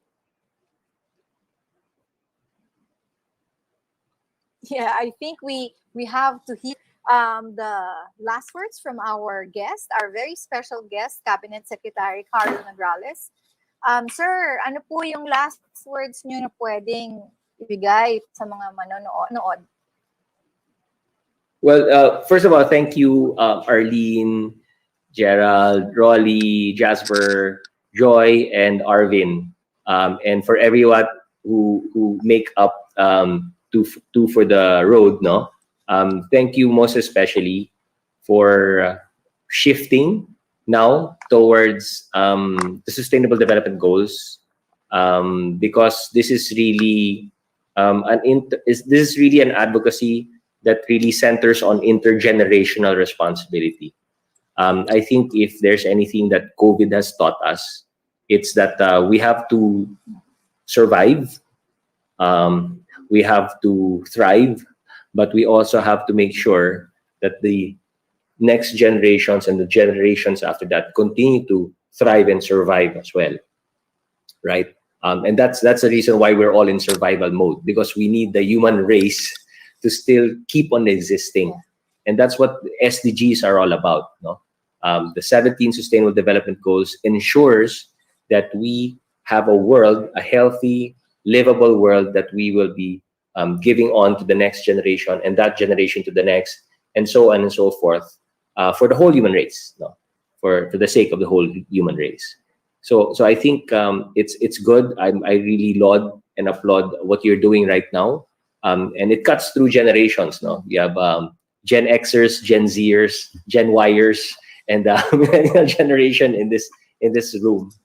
And I think that's really driving home the message that we're all in this together, and not just on SDG number 2, but all 17 Sustainable Development Goals. But obviously, I'm biased for SDG 2 as chair of the Task Force on Zero Hunger, and so I'd like just to say that your government, this administration remains committed to SDG, the 17 SDG goals. But again, we cannot do it alone. We need everybody contributing, helping, and coming together. No, lahat kasali, lahat kasalo. Kailangan natin magtulungan, kailangan natin magkaisa, at kailangan nating gawin ang lahat ng ito. And in this battle against COVID-19, it's just not a battle against COVID-19, but there are just so many battles. What I like to say nga is, at the end of everything that I'm saying, ang sinasabi ko nga lagi is, mabuti pa yung COVID, may vaccine against COVID. Pero wala pong vaccine against hunger. And that really entails just us coming together and solving this problem on hunger together as one. So maraming salamat po, at congratulations to all of you. And mabuhay po. God bless. Ingat.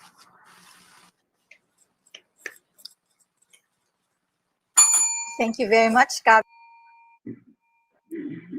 all right, so well, I think nawala si Arlene, so definitely we have to come to our rescue. Maraming salamat, Cabsec, Karlo, and then ngayon pa lang magsisimula ang ating journey together with your organization, together with the Global Compact, together with us, and we shall be together in this project Zero Hunger. All right. So ngayon we have to end, no? So end lang namin sa Cabsec, Karlo, and then Gerald, ikaw muna mauna. Okay. Things happen on a tipping point, and we will have that deciding moment in getting involved with an advocacy. And partnerships will always bring new dimensions to any projects like Zero Hunger, and preparing the programs and organizations like Pilipinas Kontra Gutom for the next level. At syempre, wala si Arlene, ang sasabihin ni Arlene and global sustainability challenges will be met easily with success if we change our mindsets all together now, from me to we, and onward, forward here on two for the road. For the Okay, maraming salamat. Thank you. Sustainability is now the challenge on our hands for the economic, for the environment, for our social development and humanity. Let the conversations continue. This is Two for the Road, driving public engagement towards sustainability. Every Saturdays at 5 p.m. only here on Big Media.